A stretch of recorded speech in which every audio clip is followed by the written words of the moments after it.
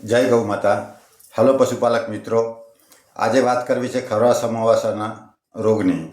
પશુઓમાં આ રોગ અત્યારે દેખાવ દીધો છે અને ઘણા વિસ્તારોમાં તેના કેસ પણ જોવા મળે છે. આ ખરવા સમાવાસાનો રોગ મિત્રો આમ મરણ પ્રમાણ નહિવત હોય છે, પરંતુ આર્થિક રીતે મોટું નુકસાન કરી જાય છે. કારણ કે આ રોગ થાય એટલે પશુનું દૂધ ઉત્પાદન આખા વેતર દરમિયાન ઘટી જાય છે.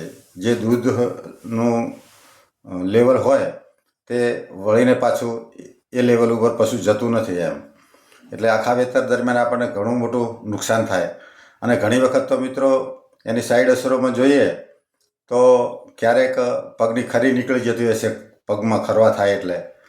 અને દૂધ ઉત્પાદન જે હોય તે આખી જિંદગી પર્યંત પણ અમુક દૂધનું પ્રમાણ ઘટી જતું હોય છે. એટલા માટે આ રોગની મિત્રો સમયસર રસી મુકાઈ દેવી જોઈએ. હવે આપણે વાત કરીએ, રસી ના મુકાઈ હોય અને આપણા પશુને રોગ થયો હોય તો તેને યોગ્ય સારવાર કરાવવી જોઈએ.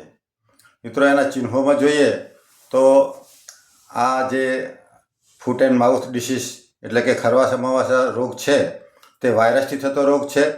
અને આના વાયરસ દર વર્ષે તેની સ્ટ્રેન બદલીને આવતા હોય છે. એની ઘણી બધી જાતો હોય છે.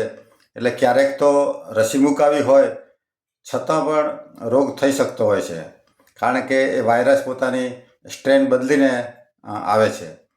પછી દર વખતે જે એના ચિહ્નો છે ચિહ્નોમાં પણ ફરક હોય છે.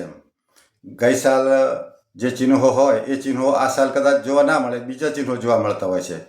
તો મિત્રો હાલની પરિસ્થિતિની વાત કરીએ, હાલ જે પશુને રોગ થાય છે તેમાં જો ગાય વર્ગનો પશુ હોય તો એને મોઢામાંથી લાળ પડે છે અને પગ પકડાઈ જાય છે અને ટેમ્પરેચર વધી જાય છે, એટલે કે તાવ આવે છે. અને ભેંસની અંદર થોડું અલગ પ્રકારનું જોવા મળે છે.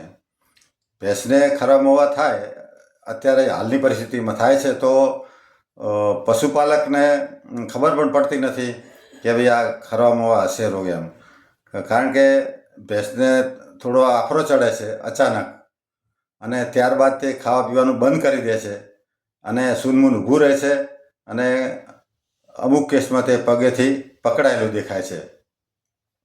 તો જો આપણા પશુને ભેંસને આવું દેખાય કે પગથી પકડાઈ ગઈ છે અથવા થોડો ડમરી જેવો આફરા જેવું લાગે છે તો તાત્કાલિક પશુ ચિકિત્સક જોડે એને સારવાર કરાવી દેવી જોઈએ.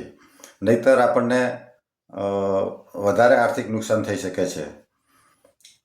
પછી મિત્રો આ રોગ આવી ગયો હોય ગામમાં અને આજુબાજુ રોગ થયેલો હોય એ સમયે આપણે પશુઓને રસી મુકાવી શકતા નથી, કારણ કે ઘણી વખત પશુ તંદુરસ્ત દેખાતું હોય પણ એના શરીરમાં વાયરસ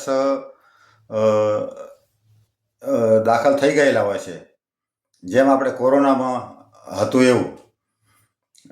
તો જે પશુને ચિહ્નો દેખાતા નથી ને તંદુરસ્ત દેખાય છે એ પશુઓને મિત્રો આપણે દેશી ઉપચારમાં લીમડો ખવડાવવો જોઈએ થોડો એને. જે પશુઓ બીમાર દેખાતા નથી એમને 4-5 દિવસ સુધી થોડો લીમડાનો ચારો આપવો જોઈએ. સરગવા મળે અને સરગવાનો ચારો આપીએ તો એ પણ ચાલે. અને બીજું કે આપણા રસોડાની અંદર જ જે વસ્તુ હાજર છે એ આપણે પશુઓને આપી શકીએ. બીમારને પણ આપી શકીએ અને બીમાર નથી થયું એને પણ આપી શકીએ. એ છે હળદર મિત્રો. રોજ 4-5 ચમચી હળદર એને ખાંડની અંદર ખવડાવવી જોઈએ. તો રોગ થતો અટકી શકે અથવા તો તેનો હળવો હુમલો આવે એમ. એટલે સાવચેતી રૂપે મિત્રો હાલના સમયમાં આપણે એ દેશી ઉપચાર પણ કરી શકીએ છીએ. તો આ મિત્રો પશુઓની હમણાં સવાર જ ખબર રાખવી, દિવસે પણ પશુઓને વ્યક્તિગત રીતે જોતા રહેવું કે કોઈ પશુ નરમ નથી પડ્યું અથવા તો મોઢામાંથી લાળ આવી હોય, પગથી પકડાયું હોય કે સહેજ આફરા જેવું લાગતું હોય તો તાત્કાલિક એને સારવારની વ્યવસ્થા કરવી જોઈએ. બસ મિત્રો, આજે આટલું જ. જય ગૌ માતા.